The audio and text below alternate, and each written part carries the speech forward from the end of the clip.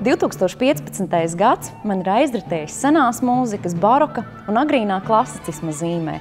Daudz ir dziedāts Vivaldi un Hendelis, Mocarts un Haidns. Un gada nogalē, gada pēdējā koncertā pienācis laiks izrādīt cieņu un godu arī Baha ģēnijam. Tāpēc 30. decembrī Rīgā Torņa kalna baznīcā jums ir iespēja būt 2015 gadus sena un brīnišķīga stāsta lieciniekiem. Šis būs stāsts par Jēzus bērniņa dzimšanu, kas ietērpts Johana Sebastiana Baha brīnišķīgi skaistās, eņģeliskās un cēli apgarotās mūzikas skaņās.